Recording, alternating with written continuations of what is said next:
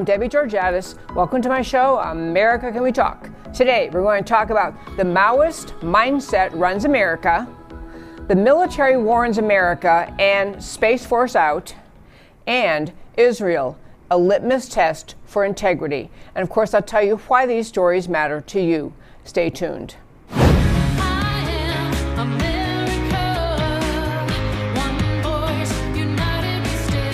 Debbie Georgatos, host of America Can We Talk, is an author, attorney, and political analyst whose mission is to inspire the American political conversation about preserving liberty in the best country on earth.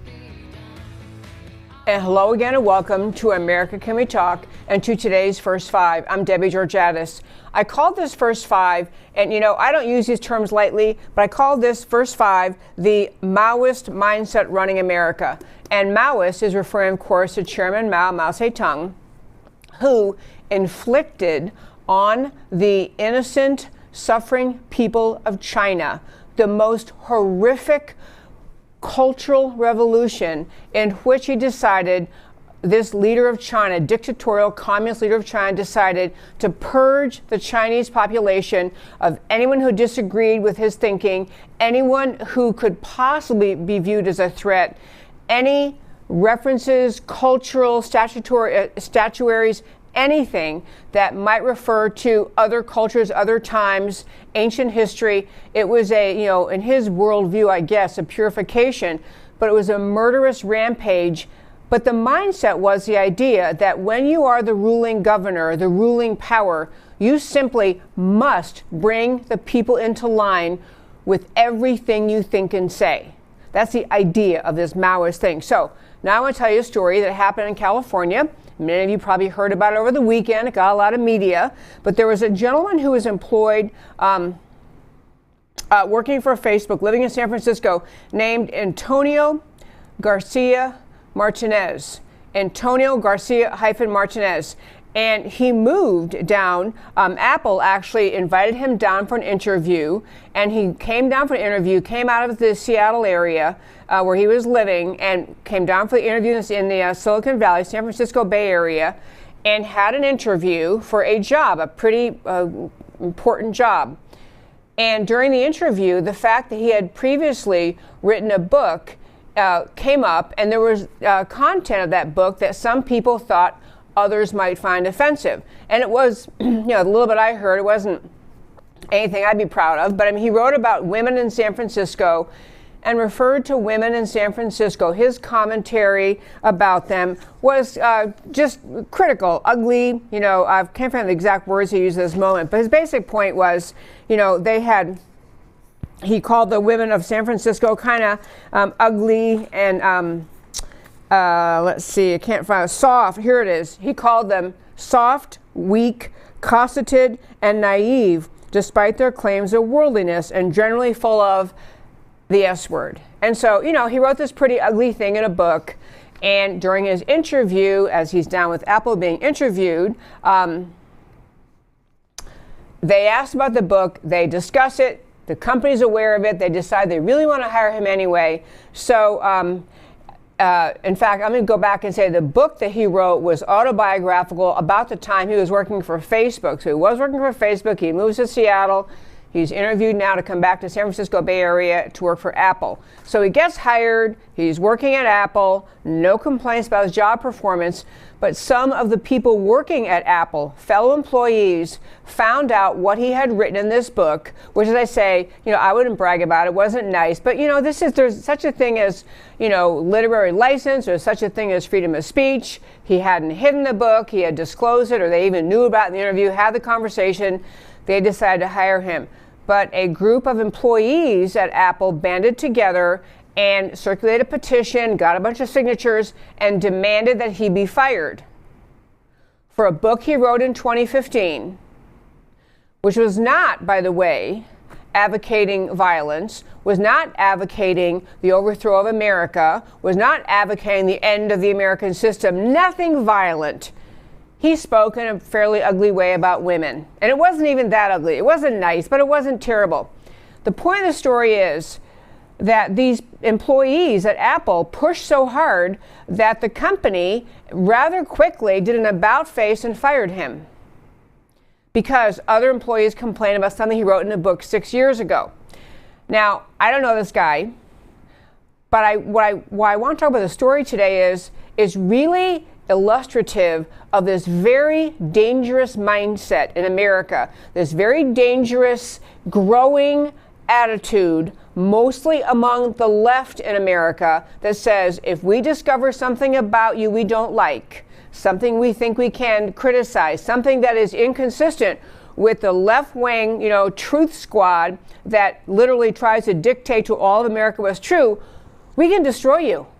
You will lose your job. The guy hadn't done anything wrong. He's actually apparently contemplating suing Apple because of some statements they made about him that he says are defamatory. But the reason I want to talk to you about that is this mindset. These employees at Apple did this in part because this is the mindset that has been cultivated by the left in America's premier universities, in academia, and more broadly in society and left-wing culture, which is you have the right to destroy someone who dares to do something you don't approve of. Not just decide, I'm not sitting with you in the lunchroom, I'm not inviting you to my dinner party I'm having because I don't like things you wrote.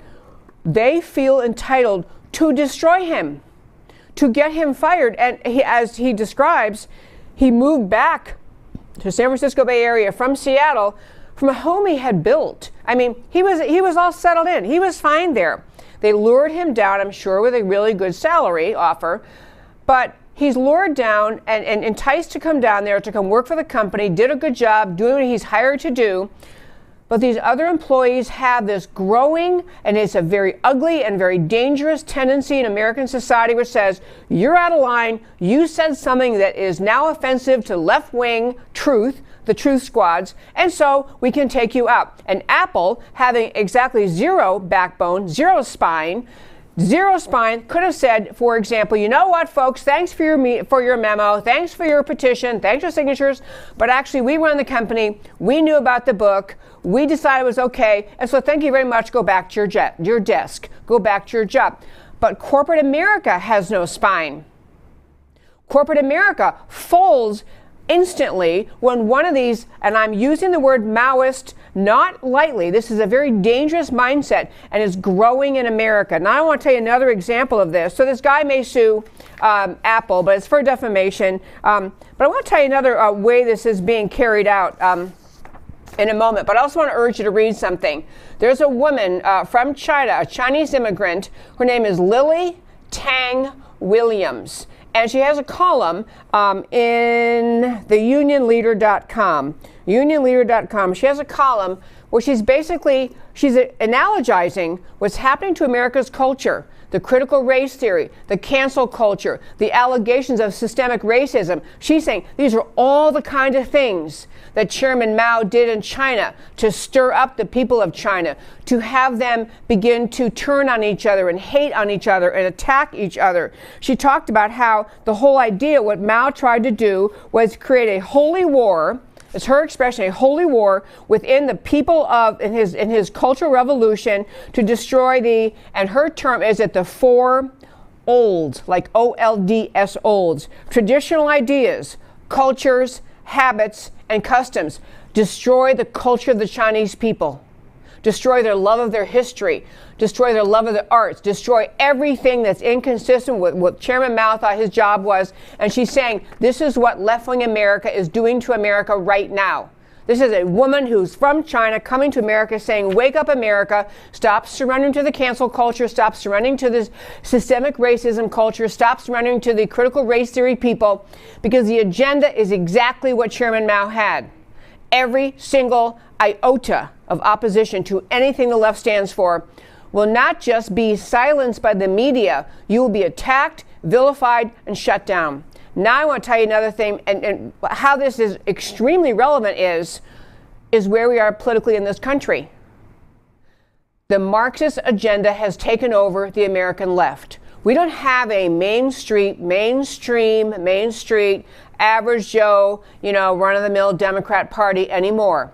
We have the Democrat Party overrun by Marxism, overrun by the same ideology that led what Chairman Mao did, that we are in government to control the people, to control the culture, to control society, to control the economy, to control everything. This is why freedom movements drive leftists nuts.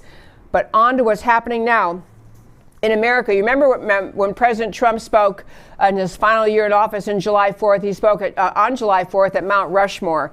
I sent Matt, the very wonderful producer, a short clip and asked him to play that, and I'll talk to you about it. We gave the world the poetry of Walt Whitman, the stories of Mark Twain, the songs of Irving Berlin, the voice of Ella Fitzgerald, the style of Frank Sinatra, the comedy of Bob Hope, the power of the Saturn V rocket, the toughness of the Ford F-150, and the awesome might of the American aircraft carriers. Americans must never lose sight of this miraculous story. We should never lose sight of it. Nobody has ever done it like we have done it. So today, under the authority vested in me as President of the United States,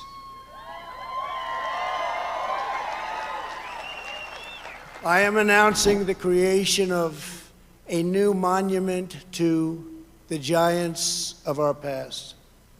I am signing an executive order to establish the National Guard of American Heroes, a vast outdoor park that will feature the statues of the greatest Americans to ever live.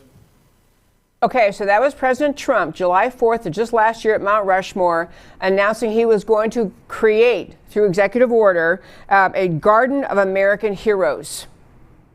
And I had to cut off that clip where he spoke maybe 3 or 4 or 5 minutes before where we started, listing other American heroes. He listed people of every race, ethnicity, national origin. Of course, he listed Harriet Tubman, many other prominent Americans. And basically, the idea of this Garden of American Heroes was to have a place, an outdoor garden that people could come to and walk through and learn about the beauty of America's history, the breadth, the depth, the talent, the brilliance, the contributions by these people to what America is, and the freedom of America's founding, as he didn't put in exactly these terms, but the whole concept of America's founding and the idea of free people living in freedom with the right to pursue their life, liberty, pursuit of happiness, this led to the ideas of America, led to all of these legendary, famous American figures. It was an idea of exalting America's history, honoring America's heroes. And as I say, it had people in every walk of life. As you heard him mention, you had authors and poets. He listed a whole range of people. Well, President Biden decided he has revoked that executive order. He has now rejected the idea of having this Garden of American Heroes. He also, at the same time, President Biden revoked President Trump's executive order that had to do with protecting monuments. And you know, this was occurring at the time, of course, where Antifa and Black Lives Matter were rampaging around the country, tearing down America's cities, smashing windows, burning cars, killing police officers, and tearing down statues. Not just statues which they maybe had some. I never agree with destroying property, but some of them say, well, this was a Civil War era hero, but he was from the South, he was with the Confederacy, so, you know, we can't honor him. It started with that.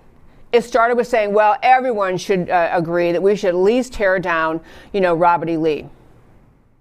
But it went from there. This destruction of America's statues, destruction of symbols of our history, got to the point where they tore down a beautiful statue in Boston, desecrated and tore down a beautiful statue in Boston, which was of the Black Americans who fought in the Revolutionary War. They tore down Abraham Lincoln, Thomas Jefferson, every conceivable American hero was Christopher Columbus, who was not American, but a symbol of America's history. The people rampaging against our country over the last 4 years, claiming it was because of George Floyd, which it was not. It was a Marxist-funded, America-destroying movement, which is why they tore down those statues.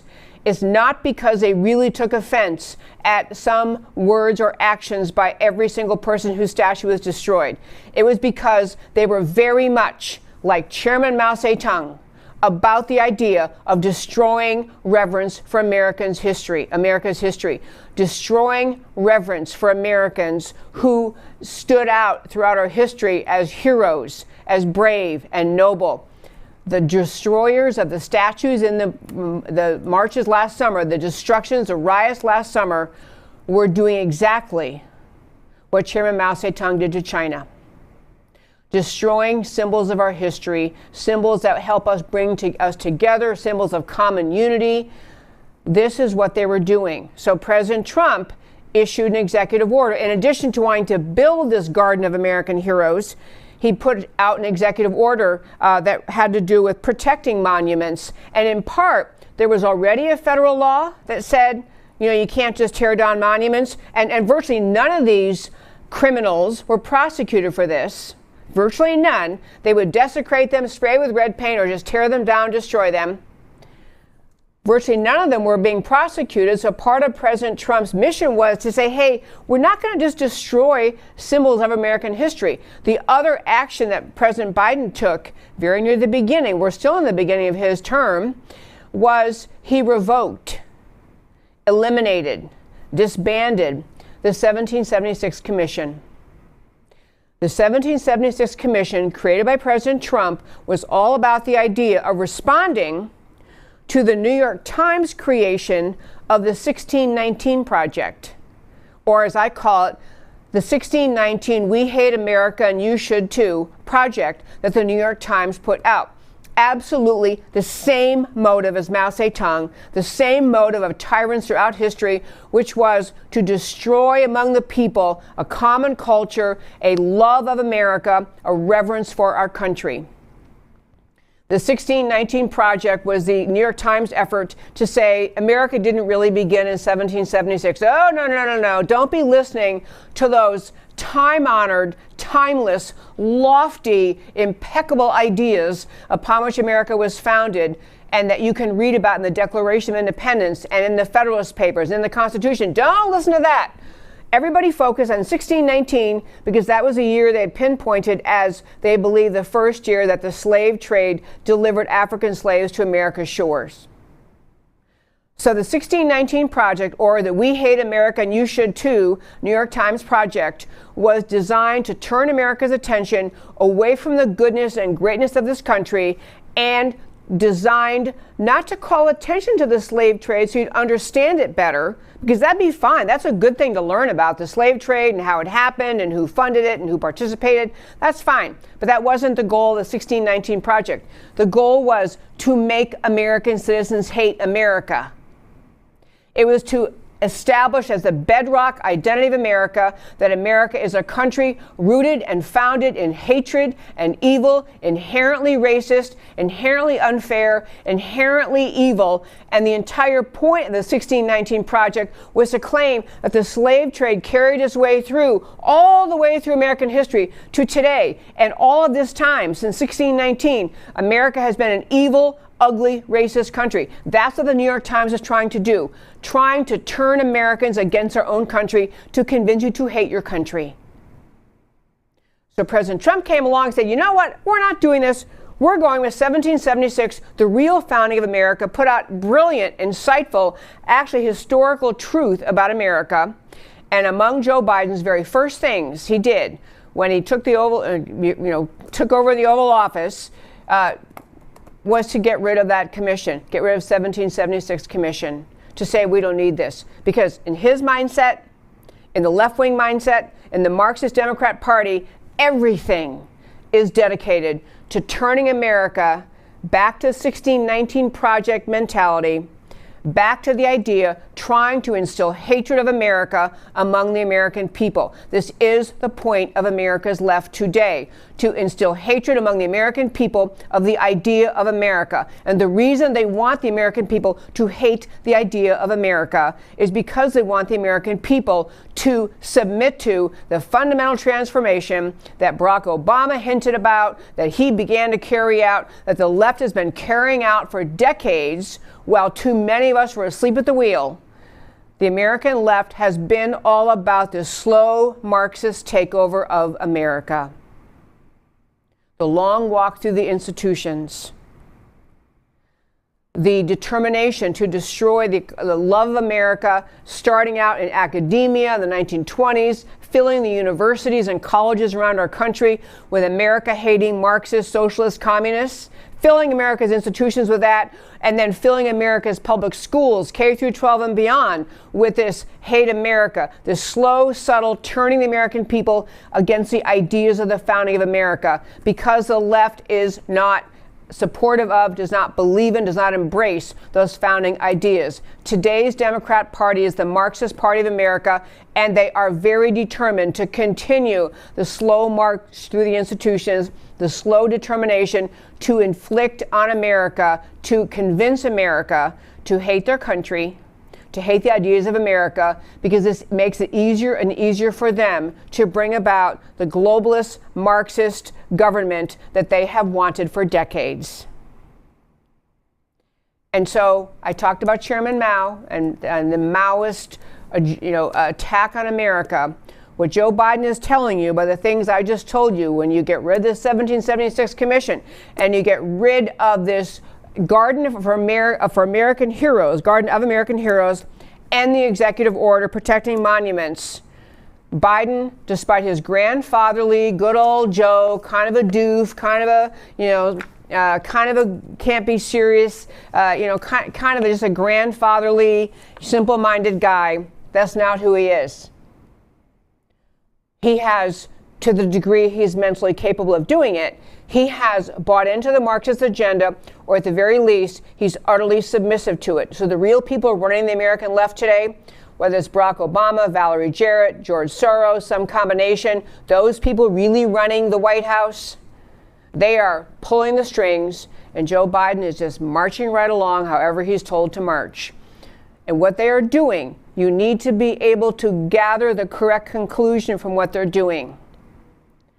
When you eviscerate the 1776 Commission and you want to get rid of the Garden of Heroes and you want to revoke an executive order protecting our history, you are saying you're right along the path of what so many Americans are trying to warn America about. We are in the middle of watching a Marxist revolution overtake our country.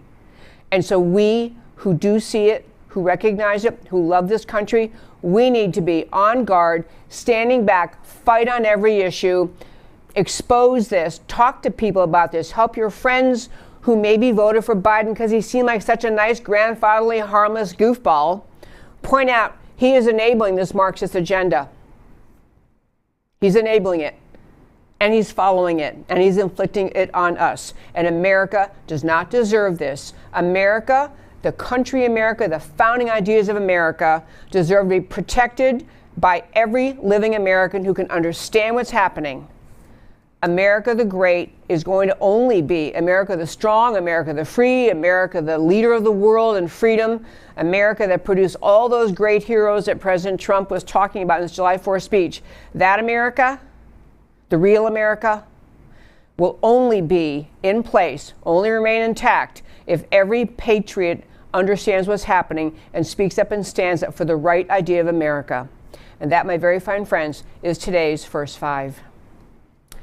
Okay, so I want to talk about two other great stories. Military warns American Space Force out. I just want to tell you, there's a guy who was head of the Space Force. He was a Space Force commander. His name is Lieutenant Colonel Matthew Lohmeyer. And he, we have the Space Force now. It's kind of cool. I'm actually surprised Biden hasn't canceled it. Maybe he will. But anyway, Lieutenant Colonel Matthew Lohmeyer wrote a book. He wrote a book called Irresistible Revolution, Marxism's Goal of Conquest and the Unmaking of the American Military. Okay, the title is already, you gotta love the book, right? So the guy is the head of the Space Force, Lieutenant Colonel Matthew Lohmeyer, and he wrote this book, Irresistible Revolution, Marxism's Goal of Conquest and the Unmasking of the American Military. So he has an interview on Steve Gruber's show. And so I want to ask Matt, and you know what, I sent him the link to it. You're just gonna have to listen to it. I don't think we have anything to put up on the screen, but in any case, he's interviewed in Gruber's show, and I want you to hear what he had to say on Steve Gruber's show.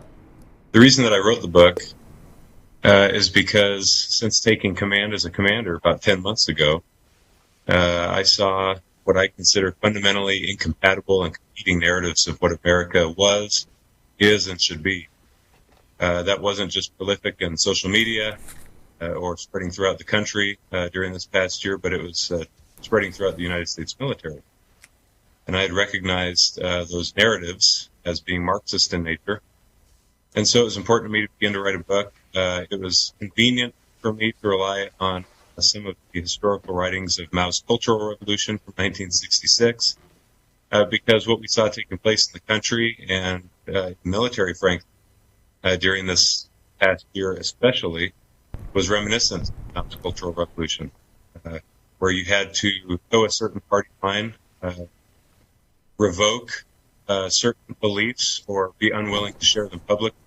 One of the things I do in my book, I start by describing those incompatible narratives. I start with the New York Times 1619 Project in the first chapter of my book, which is anti-American.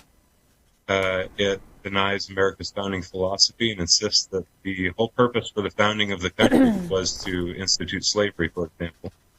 It teaches, and it's a teaching that I heard at my base, that at the time the country ratified the United States Constitution, it codified white supremacy as the law of the land. If you want to disagree with that, then you start to label all manner of things, including racist at the moment, which is a product of critical race theory, which is steeped in Marxism. Okay, folks, I have to tell you,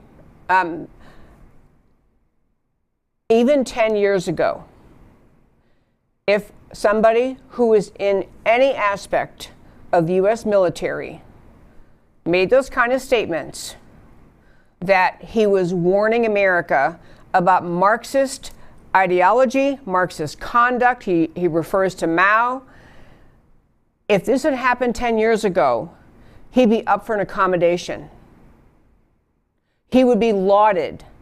The military would be stepping up saying, thank you for speaking up, because we cannot have Marxism in America's military. We would have known that what he was saying was vitally important to understand and was a dangerous sign about America's military, and we would have defended him. So what happened to him?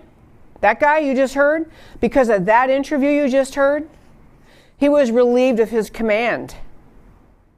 Relieved, fired, and use another word, fired, because he's pointing out that the military has been infested with Marxist ideology. Fired. And I wanted to talk about this. We talked, in fact, if you were on this or part of our show, we had a gentleman named Aaron Wrights. Actually, he's on the Thursday Members Only show, but Aaron Wrights joined us a few weeks ago on the Thursday Members show. He's a Texas Attorney General, a Deputy Attorney General, and he'd written a column in Newsweek where he was talking about all of this social justice warrior, critical race theory stuff in being infused into the military. And he is a National Guard, and so he goes once a month or something and goes for training. So he went for his usual monthly training, and instead of, as he says, weapons check, physical fitness, strategy, they spent the day on critical race theory and social justice warrior stuff. And he's saying we're destroying our military by doing this. What this guy is saying is, I'm seeing America's military infested with Marxist ideas, Marxist teaching, and it has no place in America's military. But instead of having what you think would be the answer of U.S. military, well, thank God you spoke up. Let's root out this garbage, which has no place in America's military. He's relieved of his command. He's out. Okay. On top of that, I want to mention that there was a letter written to the open letter from retired generals and admirals. And this was, I can't tell you how important I think this is to read this letter. If you go on our website, americacanwetalk.org, americacanwetalk.org, on the homepage under shows, drop down list of links, we link to this letter, open letter from retired generals and admirals. And I'm going to just read a tiny portion of it, and then I want to tell you why it's so important. It begins by saying, our nation is in deep peril.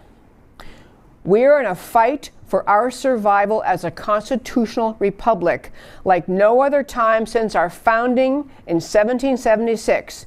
The conflict is between supporters of socialism and Marxism versus supporters of constitutional freedom and liberty.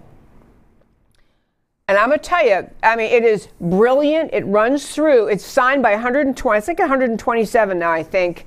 Various military people signed this.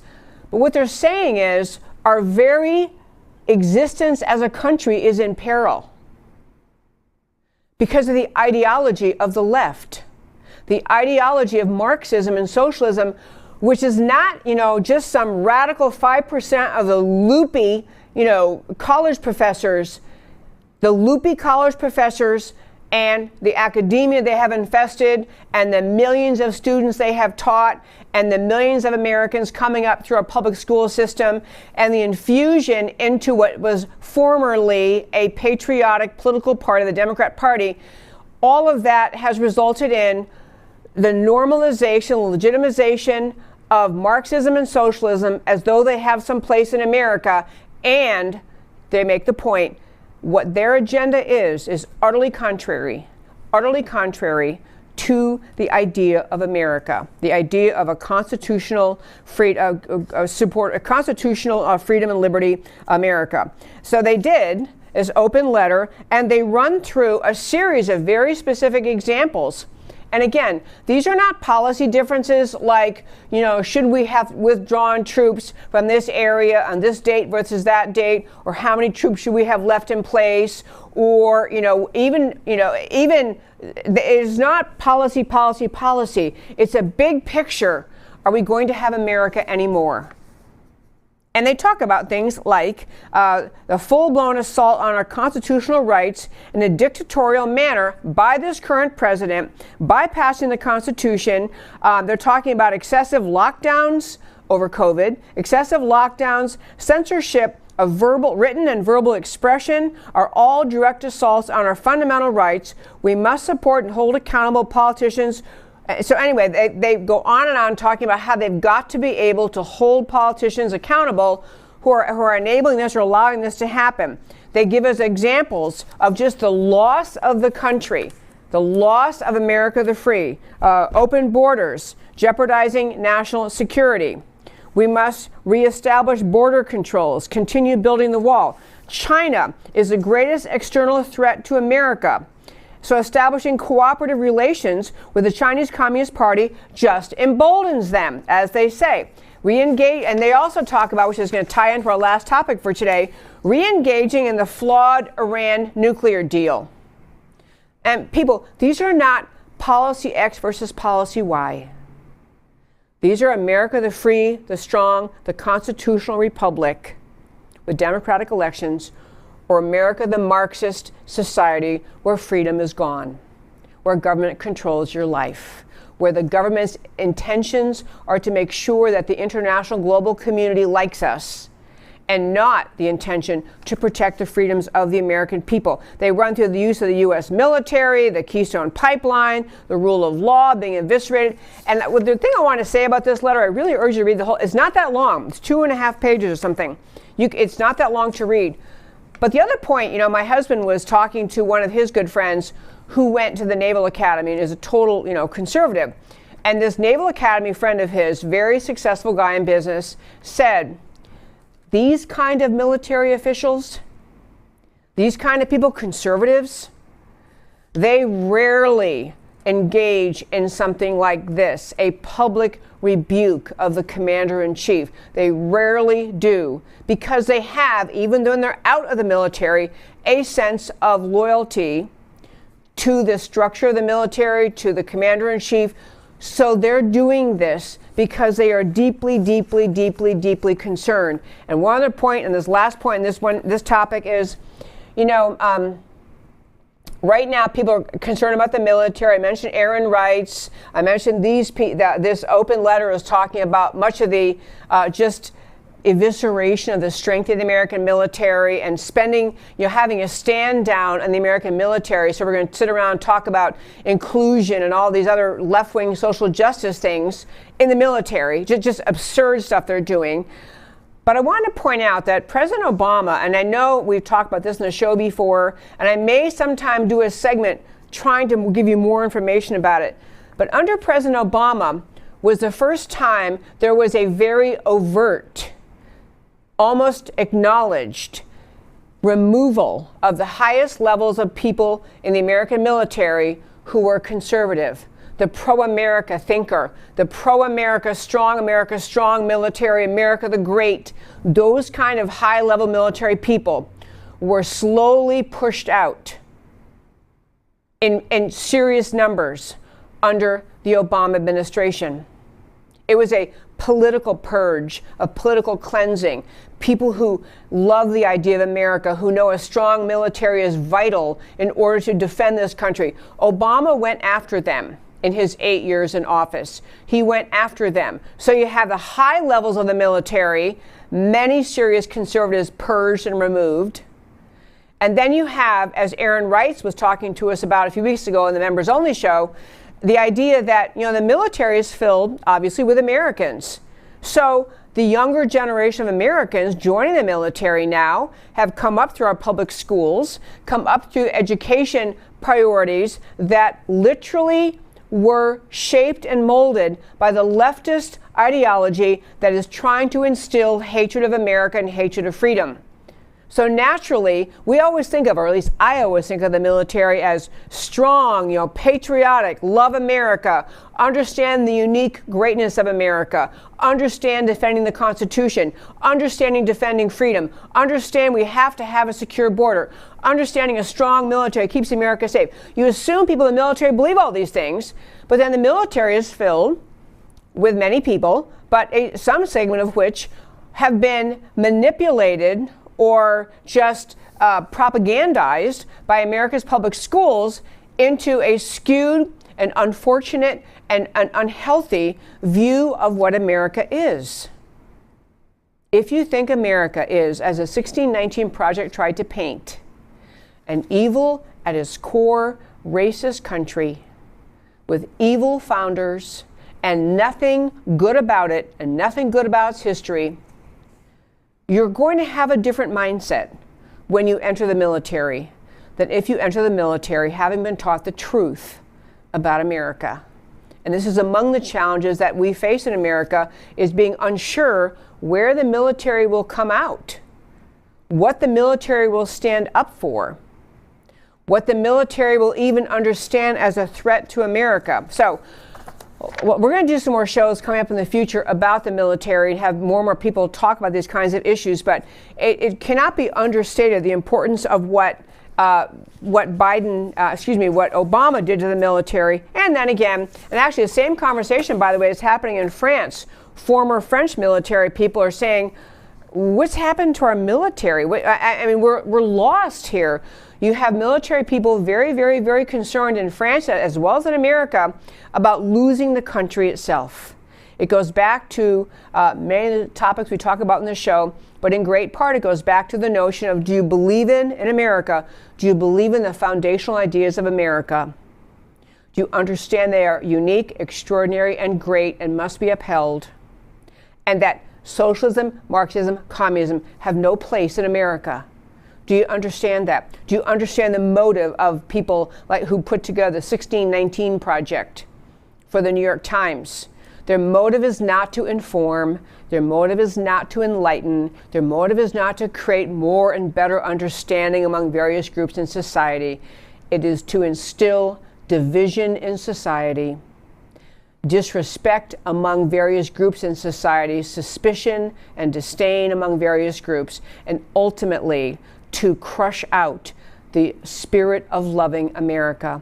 No one is ever claiming America is perfect. No one is claiming any country's history is perfect. But America is a unique and extraordinary experiment in human liberty. It has been since its founding. And the forces working to destroy it today, which include the New York Times 1619 Project and Antifa and Black Lives Matter and a whole bunch of other radical Marxist organizations, are working away at people's love of America using various arguments, trying to entice enough Americans to say, okay, maybe I was wrong all this time. Maybe America isn't so great. Maybe it is time we try globalism and socialism. Maybe it is time we let the government control more about our lives and our speech and our education and where we live and what kind of cars we can drive and what we do for a living. Maybe the experiment in liberty wasn't a good idea after all, and what we ought to do is just submit to the left. This is the agenda of the left, and we're right in the middle of it. And I earnestly, deeply hope that each one of you listening thinks about these ideas and recognizes ways in which the subtlety of the American left trying to infect the American culture, the liberty-loving culture of America. I still believe, and I'll tell you, I don't think America is even a 50-50 country. I think America is about a 70-30 country, meaning I think 70% of Americans strongly, deeply love this country. They love freedom. They want free markets. They want a strong military. They want a border enforced. They believe in the goodness of America. But the 30% that is hell-bent on destroying this country, they have the mouthpiece of the media. They basically own almost all media. They own Hollywood. They own academia. And sadly, at this time in American history, they own the American government. That's where we are in America today. And so I strongly urge you to recognize the ways in which there's so many pressures on Americans to gin up in them a disdain for America. And we have to fight back. We have to share truth. We have to share facts. We have to fight back at every level all the time. One more topic for today, and that has to do with what's happening in Israel. And I got to tell you, folks, we could have talked about Israel the whole show, and I have had in the show. Actually, I'll tell you, if you're a relatively new listener, I did this show one time from Israel. My husband has a business partner in Israel, so he's very engaged in Israel. And it's a great thing because, we are deeply Christian. His Israeli business partner is Jewish, and we just have a great relationship with him and many people in Israel. Which I just think is Israel is so much like America. If you haven't been there, I cannot urge you strongly enough to try to go. Israel is like America. It's a country where the people are they have they don't have our system of government precisely, but they have democratic elections. They have equal rights for all.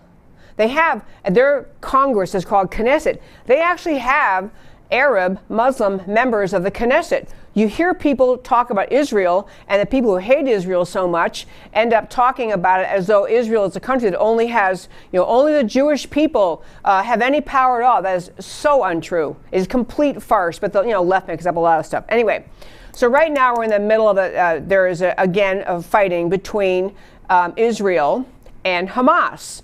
And I want to talk to you about this.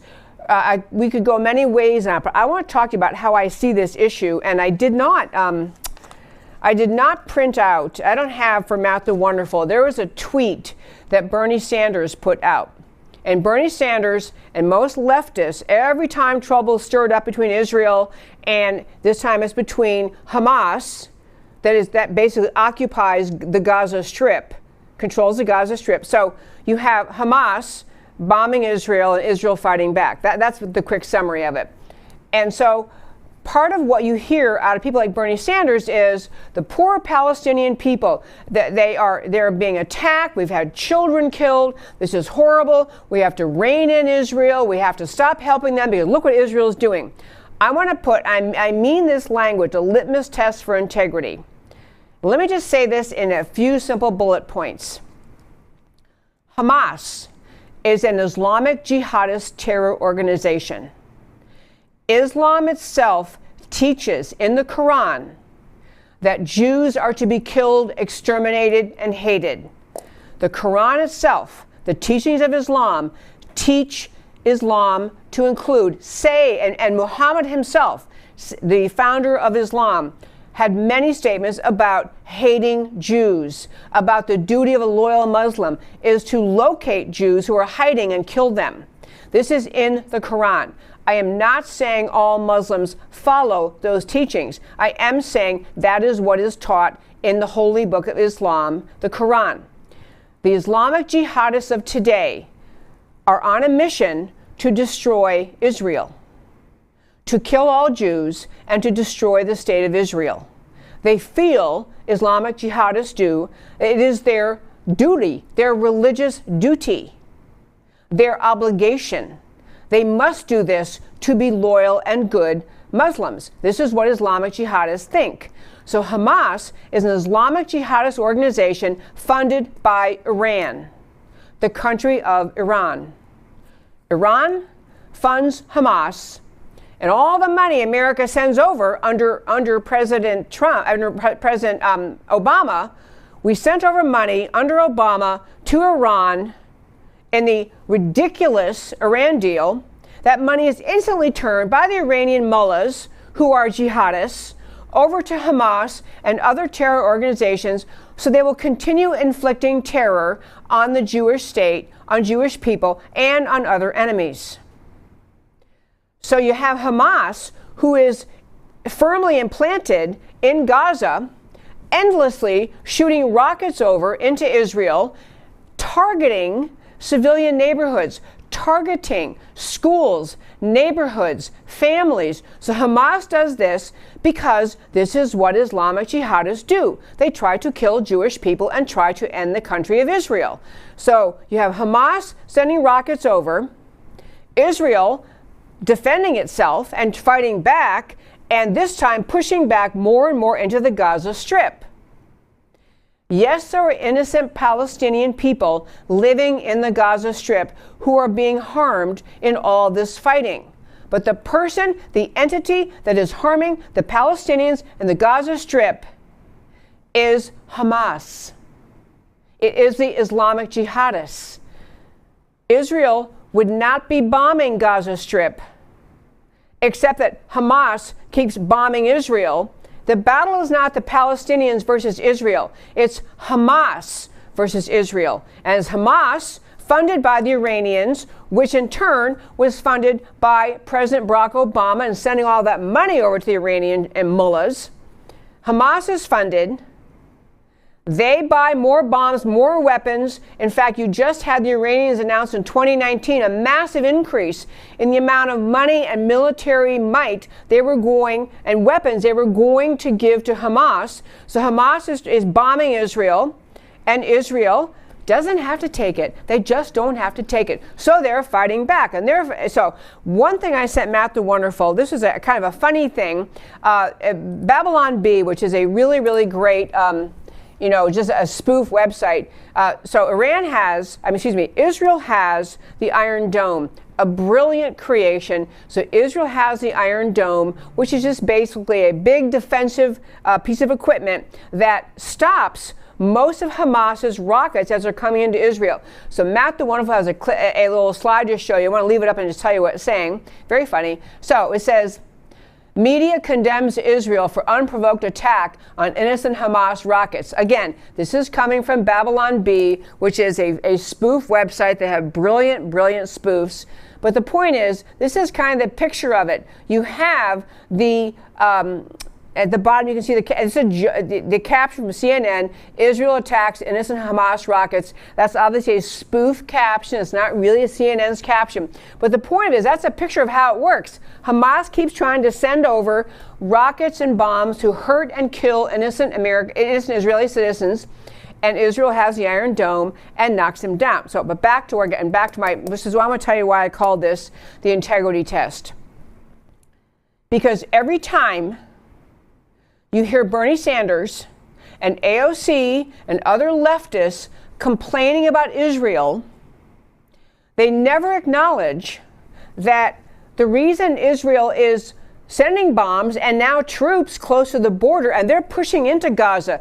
And Netanyahu, by the way, has said, if we push into Gaza this time, we're not giving the territory back. We're done being bombed all the time.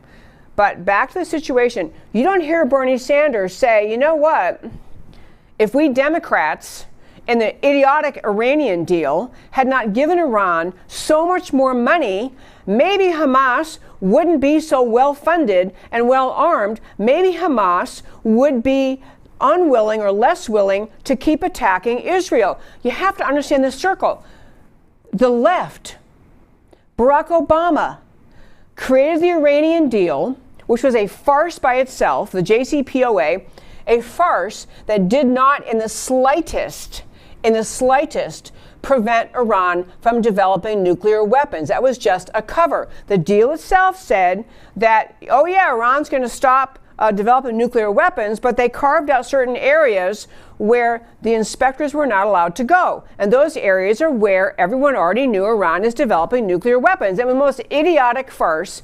So you have Obama makes a deal with Biden as his vice president, makes a deal so Iran is now getting funded. We sent billions, pallets of money, deep, dark at night, pallets of money flying over to Iran, who's obviously using the money, announced recently, again, they're going to give more money to Hamas.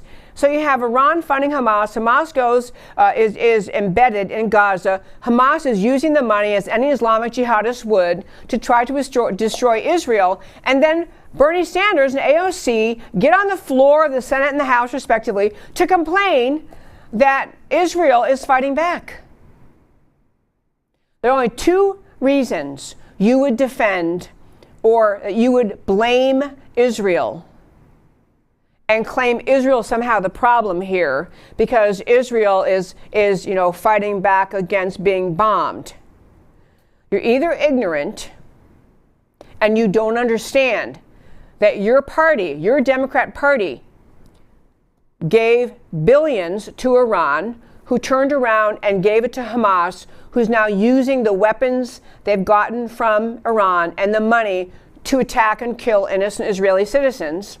You're either ignorant and you don't know that, in which you should learn the facts, or you're evil. You do understand, and you're really on the side. You're kind of okay with the destruction of Israel. Everyone paying attention and being honest understands that the battle is not the Palestinian people versus Israel. The poor Palestinian people have very little say in what happens there. They have Hamas that's taken over. They have, and we can go into it another day, I can't do it today, but the Palestinian people had very little choice in their most recent elections. They ended up with a leader that supports Hamas. But the point of it is they didn't have a reasonable alternative. So if you are concerned about the Palestinians and you feel bad for them because they're being bombed by Israel, then attack Hamas, attack Iran, attack the Iranian deal. Point out, if we stop giving money to these crazy lunatic Islamic jihadist governments like in Iran, then maybe there'll be more peace around this world. It is either, as I say, you're ignorant, you don't understand about the money and where it's all coming from, or worse, you're evil and you're really okay with having Hamas and other Islamic jihadist terror organizations endlessly attacking Israel. It couldn't be more important. And to me, it's a litmus test. Do you have any clue what's happening in the world? These people who say, I just feel so sorry for the poor Palestinians. I mean, most people are ignorant. I do feel sorry for the innocent Palestinians, and I feel equally sorry for the innocent Israelis who are just trying to live their lives without having bombs flying over into their country every day from Hamas in the Gaza Strip. I feel sorry for innocent civilians everywhere, but to get to a solution, you have to be honest about what the problem is. The problem is Hamas does not think that Israel has the right to exist. And Hamas does not think that Jews have the right to live.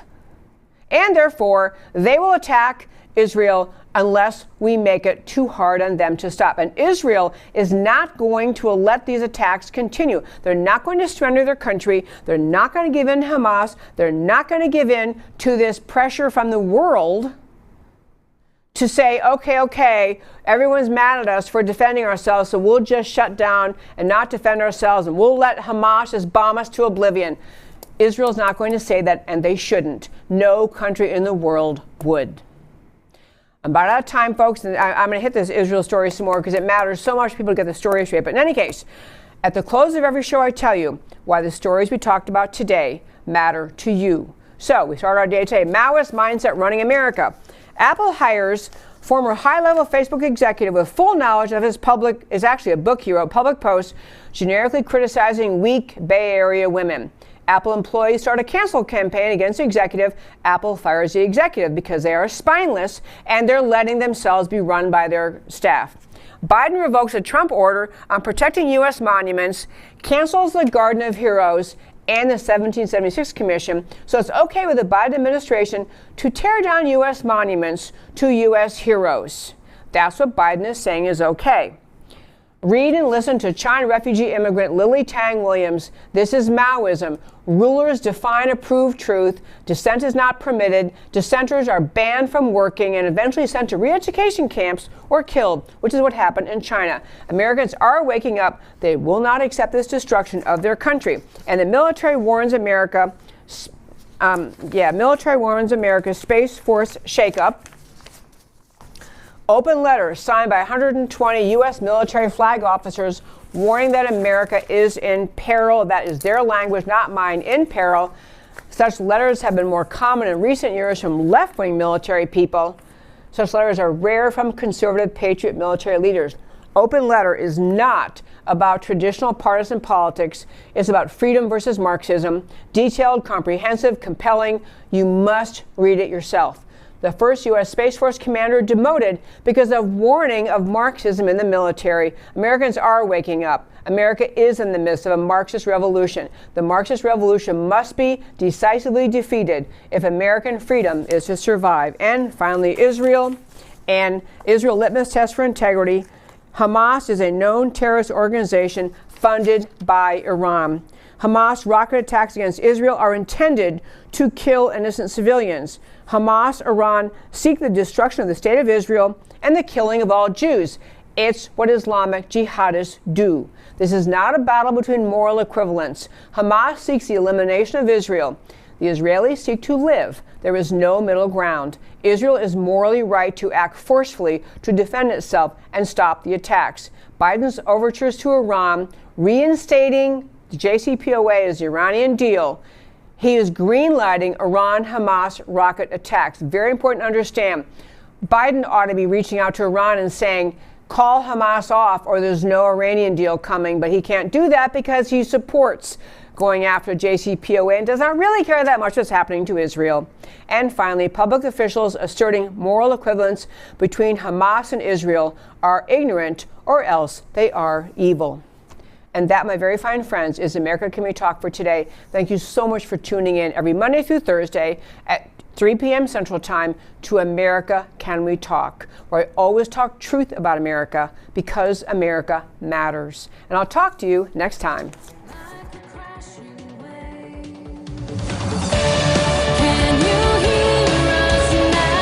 America Can We Talk?